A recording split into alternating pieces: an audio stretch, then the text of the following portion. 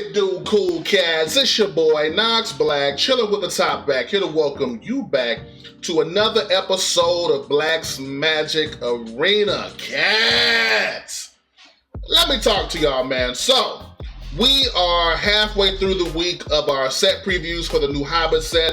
The cards are officially out on Arena, and the early returns have been very promising. I'm not gonna lie to you. It seems like maybe we actually might be getting a new meta with all of the bans, even though I still think we could probably use a few more bans.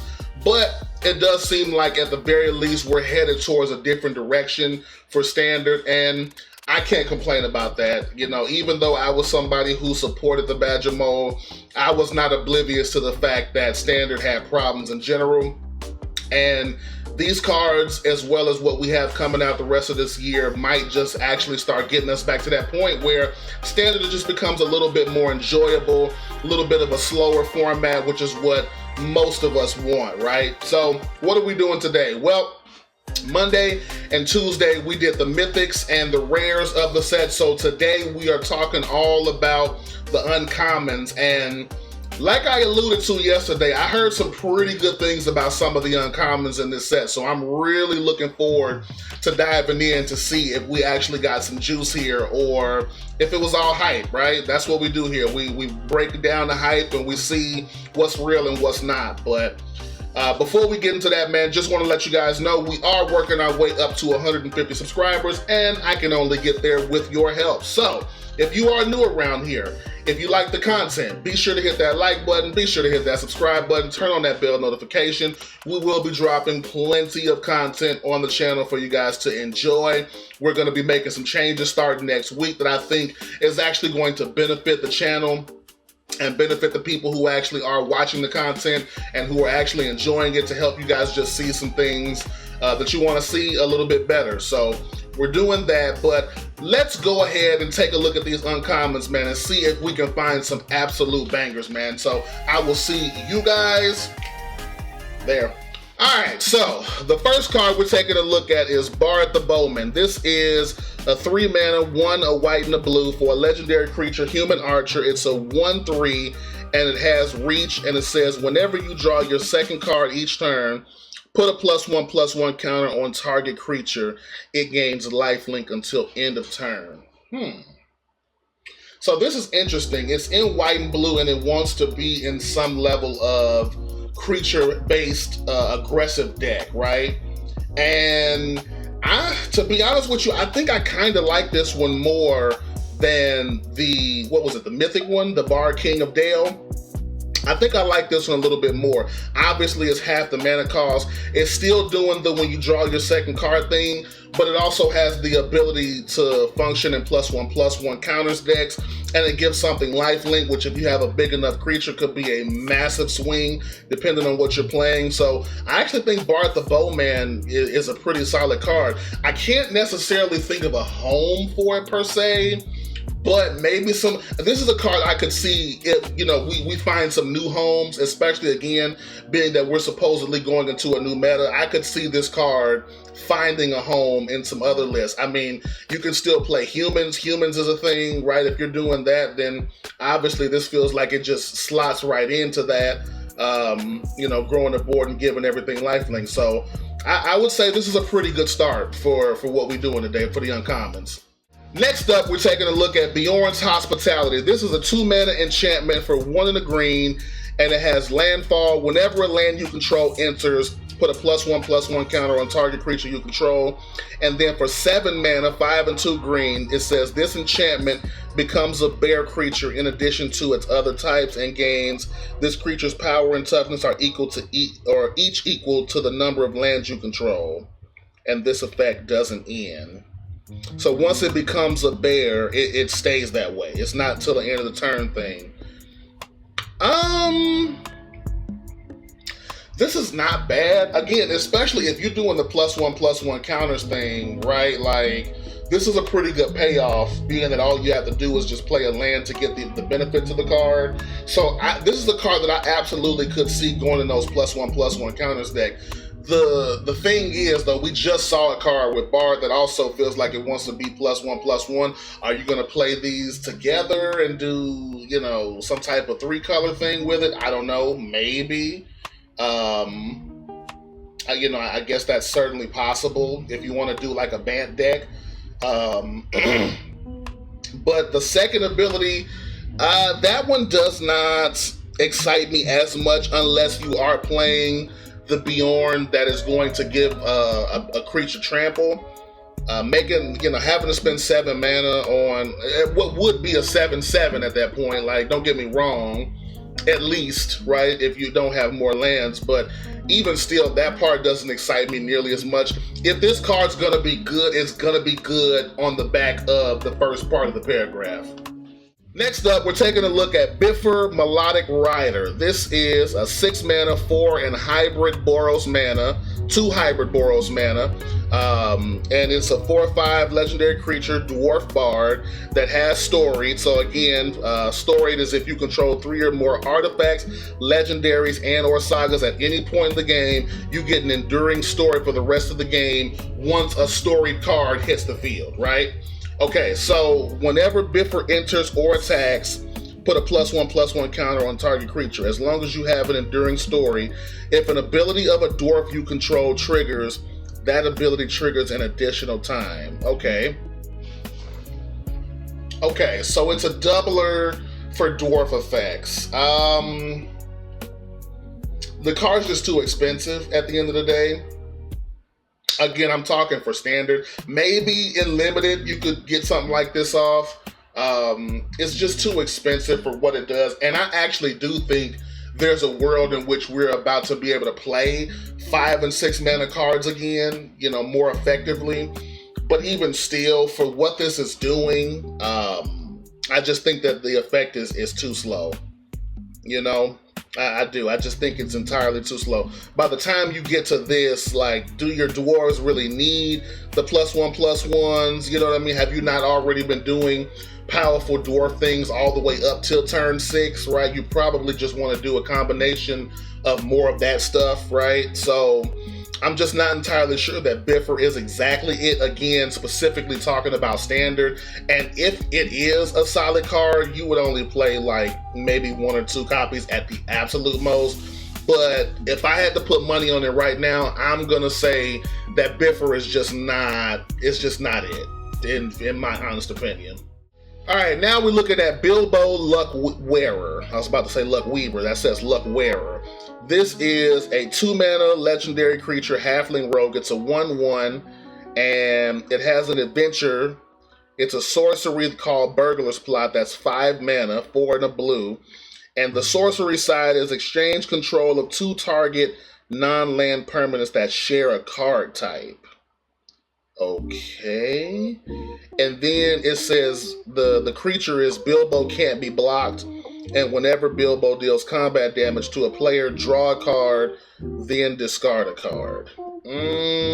Okay, so this is one of those scenarios where I actually am not that fond of the sorcery side, right? Because what are the odds that you're gonna both be playing a creature type that you want to exchange? Unless it's creature, right? Like, creature just works, but what are the odds that you're gonna always have a permanent that you want to take from them? There are gonna be some control decks that don't really play permanents like that, and so, you know, what are you really taking control of? Like a Jeskai Revelation token? Like, that's not that great for 5 mana, and then you're also having to give them back, you know, control of something. So I'm not a big fan of that side. However, the creature side of this it might be pretty decent, especially if you're playing some sort of like Reanimator deck, or even just a deck that plays out of the graveyard for any reason. If you need stuff to go to the graveyard,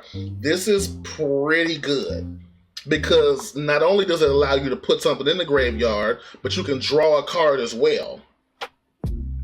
And because it can't be blocked, you're guaranteed to get this off if your opponent doesn't have a removal spell. So I actually think that the creature side of this card is really good. And that to me makes it playable. And then the sorcery adventure side is just like, if it comes up, it comes up, right? So I totally would play this card for sure. All right, now we're taking a look at Boffer, Reliable Guardian. This is a 1-mana 1/1 legendary creature Dwarf Scout. It also has an adventure. The creature side is just a 1/1 with lifelink. The adventure side is an instant called Concerted Care. For 2 mana, it says target artifact or creature you control gains hexproof and indestructible until end of turn. Target artifact or creature you control gains both hexproof and indestructible until end of turn. That is, I suppose it's solid. We do have cheaper cards that can do this, right? Like Defend the Riders will stop the card from being targeted and give it, indestructible as well. There's also another one that I cannot think of right now that I've been playing. I believe it's in white. Restoration Magic. Restoration Magic is also, able to do something like this, but none of those come attached to a 1/1 that also happens to have lifelink. So this could just be a really good 1-drop for the dwarf deck. I don't really see you playing it too much outside of a dwarf deck, because the 1/1 is just not good enough, You're playing life gain, like just having a 1/1 that can give you some life gain is pretty good, but I would rather just play the one that gives me the life gain when the creatures enter, instead of me having to swing in with a creature that's not all that powerful. So again, like I said, this is, I think, dependent on being a part of the dwarf deck. If the dwarf deck is going to be a thing, this probably is just a fine 1-drop in that deck. All right, now we're looking at Bolg of the North. This is a 5-mana 3 and a Rakdos, black and a red, for a 5/5 legendary creature, Goblin Soldier, and it says when Bolg enters, you may sacrifice another creature. When you do, Bolg deals damage equal to that creature's power to another target creature. If excess damage was dealt this way, amass Goblin's X, where X is that excess damage. That's not a bad effect. Now, the card is 5 mana, but it does enter and do something. And if you're playing a deck that wants creatures to be sacrificed, that was another Bolg that we looked at, I think it was a rare, that also is like when it enters, you sacrifice something and then you gain value off of it. So there is a world where they're all trying to create this sacrifice heavy deck and make it a thing, and I'm honestly kind of here for that. If it does excess damage, you get to make another Goblin token based on the amount of excess damage. So that's pretty cool to me. Honestly, so far I have to say, none of these uncommons actively look bad. They might not be great, but so far these uncommons look really playable, and I'm very happy about that. I love when I see playable uncommons. And if we're doing the sacrifice thing, this is to me a fine 5-drop, especially if you're building on a budget. Like, this seems like a pretty solid card to me. All right, now we're looking at Bomber, Gentle Dreamer. This is a 3-mana 2 and a red legendary creature Dwarf Bard. It's a 5/3, okay, that also has Storied, and it says Bomber doesn't untap during your untap step unless you have an Enduring Story.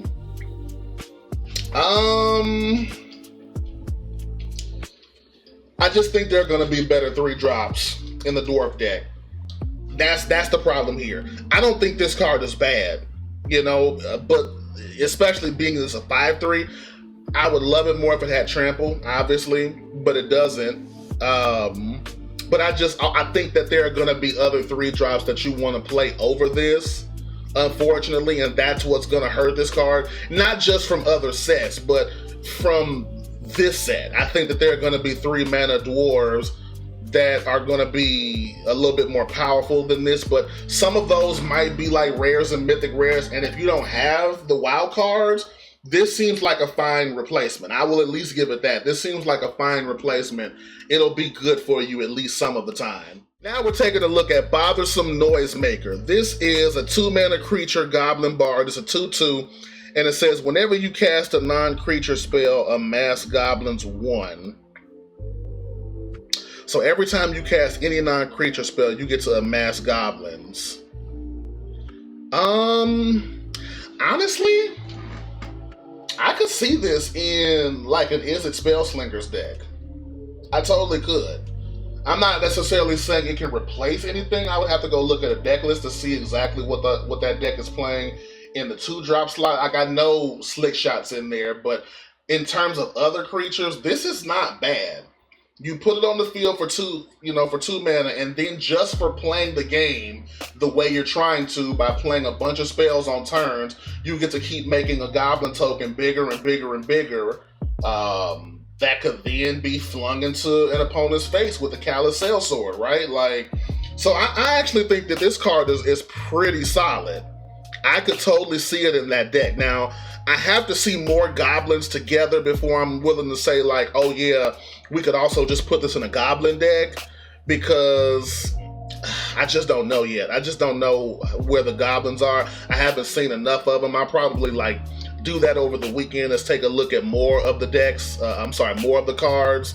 But I just think this is playable even just in a Spellslinger deck. Even like a mono red aggressive deck that plays burn. Like, I could totally see you wanting to play a card like this. Alright, now we're looking at Burn, Tree and Fern. This is a 4-mana enchantment saga, 3 and a red, and it says this saga deals 6 damage to target creature and opponent controls. Chapter 2 says destroy target artifact and opponent controls. And then chapters 3 and 4 both add 1 red mana.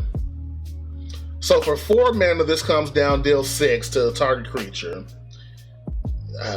Chapter 2 destroys target artifact, and then you get to add mana. I think this is a limited card, if I'm being honest. I think that this is probably like what could potentially be a limited all-star, right? Because you're going to see a lot more artifacts, but Chapter 2 is far too narrow. There are going to be a lot of decks that Chapter 2 does nothing against.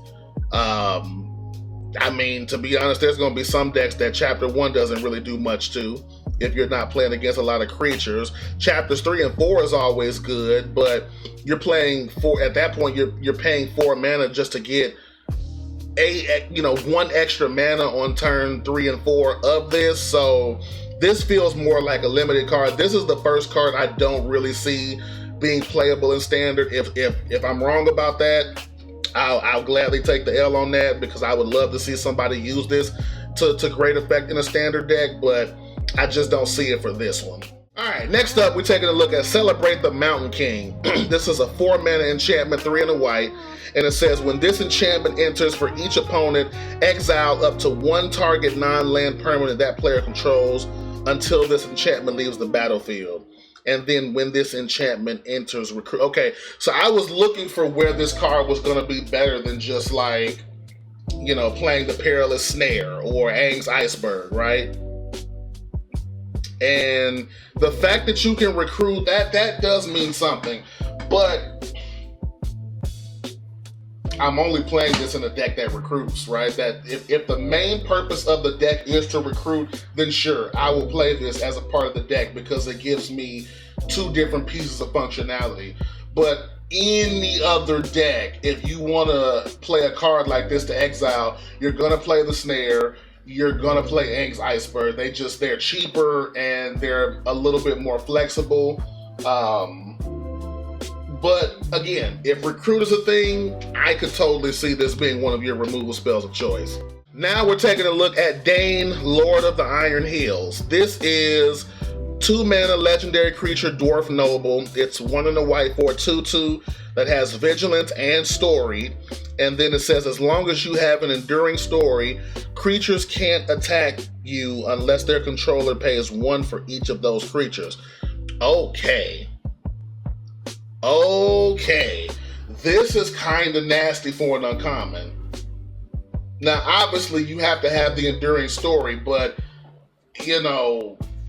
I don't think it's going to be overly hard to go turn 1 either creature or something that puts an artifact on the battlefield. Turn 2 this, turn 3 again legendary creature or artifact producer, and now you have an enduring story, right? And then once you do that, it effectively makes it very, very hard for your opponents to continue to attack into you. They have to pay mana, so they have to choose. Yeah, I think this card is kind of fire. This card is kind of fire. Again, especially in a dwarf deck, this is probably going to be one of the first ones or 2 drops that I try in a dwarf deck, because this seems like it has a ton of potential, especially if the format's going to actually be slowing down. All right, now we're taking a look at Desolation Prowler. This is a 2 mana, 1 in the black, creature wolf, 2/2, and it allows you to pay 2 life, and this creature gets +2/+2 until end of turn. You can activate it only once each turn. That's okay. That's okay. I am surprised. Like, I am genuinely surprised at the amount of uncommon cards that I really like. Like, this is kind of crazy because I don't think this is a bad card. For 2 life, I get to make a 4/4 attacker or blocker. That early in the game, like, that's pretty decent. I can't even lie. Now, it doesn't, I'm trying to think. I can't think of anything right now that it's like overly synergistic with. But if you're just looking for a piece in like a mono black aggro deck, or even a mid-range deck that wants to play some creatures, like, or if you want to do the wolf thing, right? There's a number of different wolf cards that could be good. Like, this is a very, very solid 2-drop. I can't even lie. All right, now we're looking at Down to Goblin Town. This is another enchantment saga for 3 mana, 2 in a black. And chapter 1 says target opponent reveals their hand. You choose a non-land card from it. That player discards that card. I hate this card already. Chapter 2 says amass goblins 1. And then chapters 3 and 4, target opponent loses 1 life and you gain 1 life. Honestly, this card's probably solid. This card's probably solid. If you are playing a discard, I could see you wanting to go turn 1 duress, turn 2 bandit's talent, turn 3 this. You know what I mean? And it's gonna frustrate me because this card is literally one of my least favorite decks, and it seems like it's about to be on the rise. Is opponents making you discard? I've played against so much of that since the bans have happened, right? Like, so honestly, this is a decent card, and you get to make a creature off of it on chapter 2. Like, yeah, this is not bad at all, and I hate it. And I absolutely hate it. All right, now we're taking a look at the dreaded Bat Cloud. This is a 5 mana creature bat for 4 and a black. It's a 4/2, and it says this spell costs 3 less to cast if a creature died this turn, and it has flying and death touch. I mean, listen, if I'm playing it for 2 mana, like, I don't hate this. I don't hate this. It trades very favorably with bigger creatures, but also it's a flying 4/2, right? Like, if they don't have anything to kill this or anything that has flying, you're going to beat them down with this. You know what I mean? And then Lord forbid, you also on turn 3 go like Shelter by Ghosts. Now it's a flying 5/2 that has War 2. Like, this could be kind of crazy. And all you would need to happen is for your opponent to block and kill your 1-drop, right? Like, you get in there with the 1-drop, boom, this costs 2. Like, yeah, or if they just flat out remove your 1-drop, right? Like, on your turn, this could get kind of crazy. I'm not gonna lie to you. Now, I don't think this is like an overly powerful card, but I could certainly see some applications for wanting this to be in your deck. If you playing bats, if we do still have a bunch of bats out there, Zoraline and Deep Cavern Bat and stuff like that, right? Essence Chandler, I believe, is a bat as well. So there is a world in which this slots in very nicely into a deck like that. Alright, now we're looking at Dwarven Mattock. This is a 2-mana artifact equipment. When this equipment enters, attach it to target dwarf you control. Equipped creature gets +2/+2 and has ward 1. Oh my lord. And it equips for 3? Okay, first of all, before I evaluate this card, let me say this. Either week 1 or week 2, just depends on, because I really want to try to lock in and focus on this. I'm going to try an equipment deck. Equipment look like it might be getting good. It seems like there have been so many sets recently where we've gotten different equipment cards and different equipment synergies, and we might have gotten a critical mass when it comes to this set that allows them to finally be playable. Again, especially if Standard's actually about to slow down.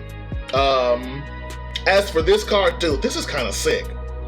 This is kind of sick, I'm not gonna lie to you. Again, especially if you're playing dwarves. Well, I mean, you kind of have to be playing dwarves for it to be as sick as it appears to be. But yeah, in a dwarf deck, I'm playing 4 copies of this. I can immediately give my 1-drop +2/+2 and ward 1.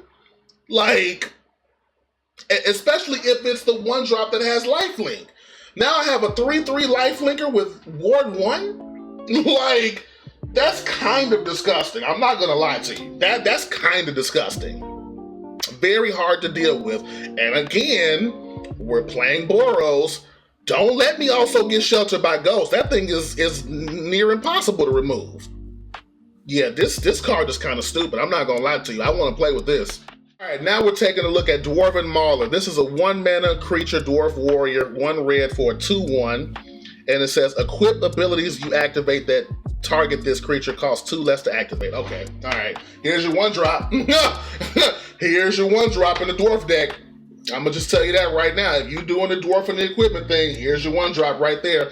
All of your equip abilities that target this cost 2 less to activate. I'm playing 4 of this right off the bat. I'm playing 4 of it.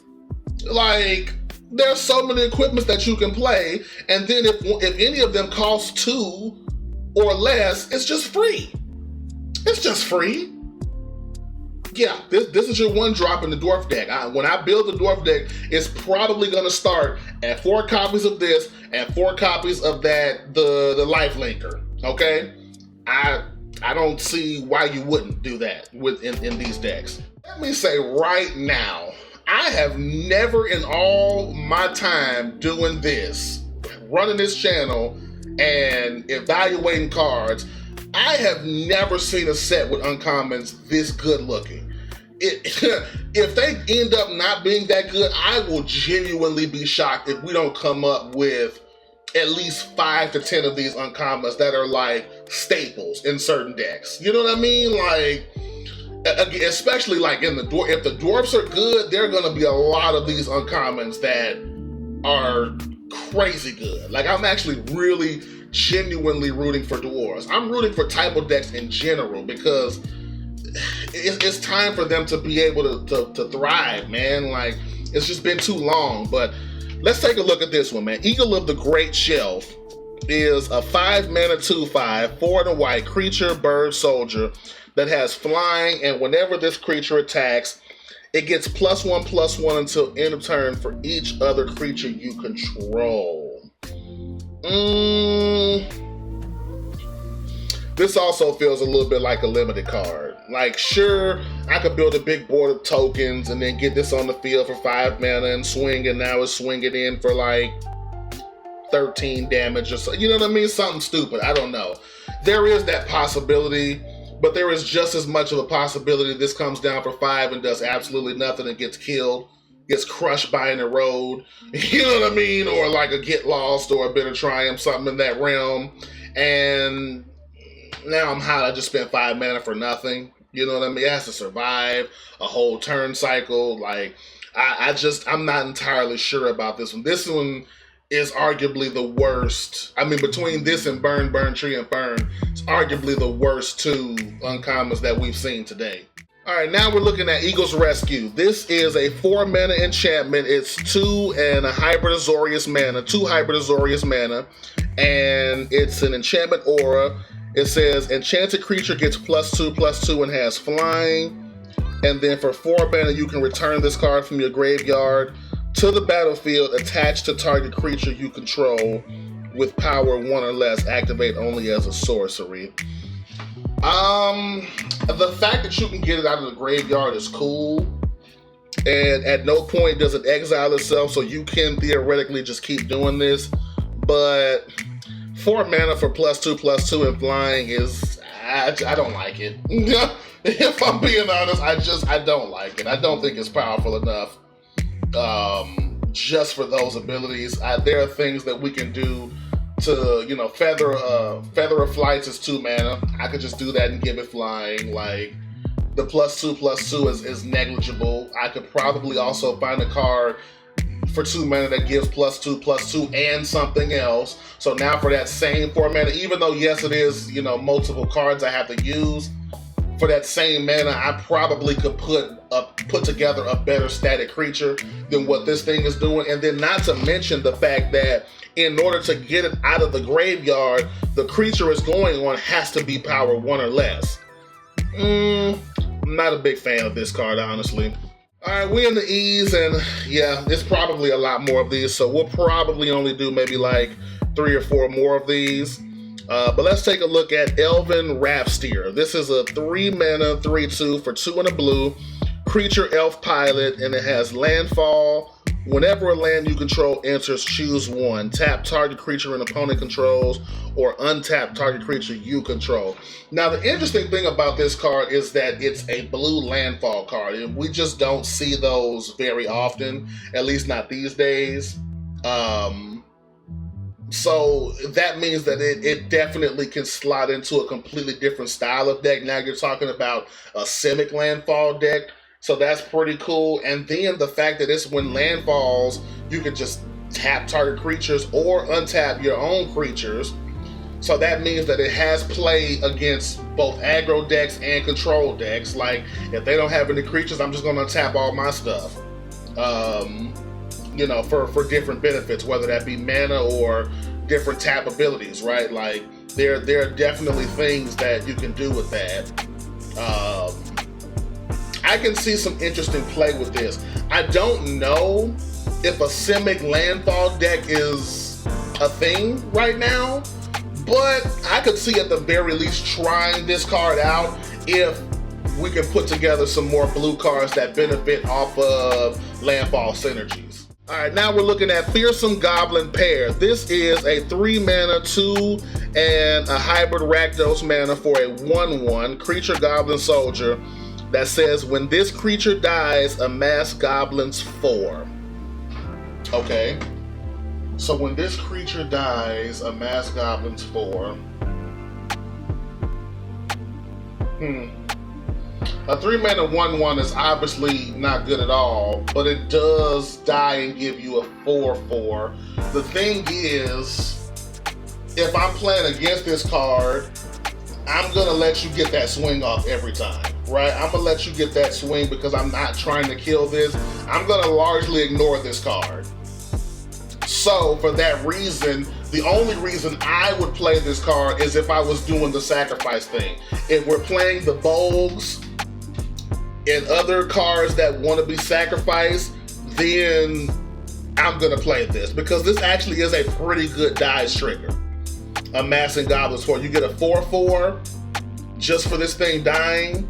That is pretty good, but is it so good that I would take up the 3 mana slot just to play this when I could probably maybe just play something else in that slot? Who knows? Because it's not like the goblin has evasion, right? If the goblin had menace, although I guess there are cards that can give your goblins menace, but now you're kind of getting into territory of like you playing 2 or 3 different types of decks, which could potentially work together, but we'll just have to see what that looks like ultimately.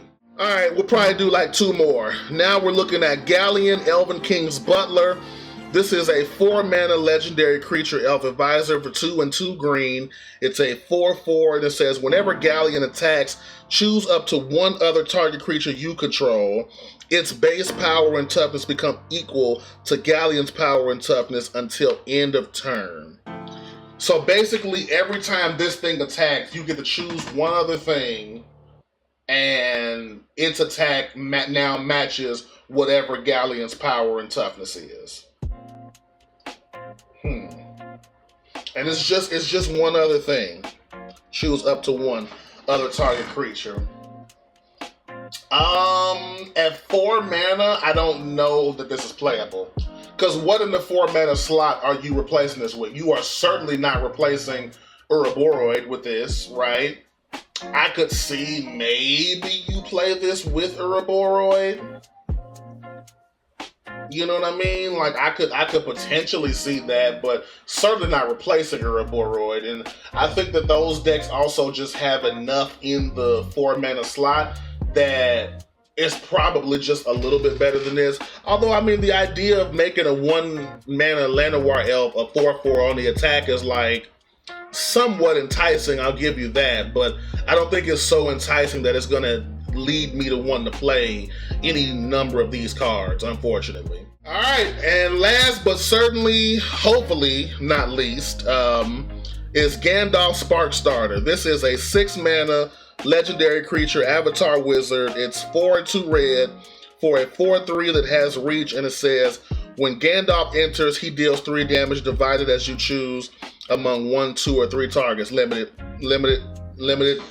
trash. Sorry, it's draft chaff. This is it. I can't see it. Not for 6 mana. I can't see it. 6 mana for a card that could potentially die very quickly off of a removal spell. You get to deal 3 damage. Yeah, you can divide it, but like, do I really care about that? I don't think so.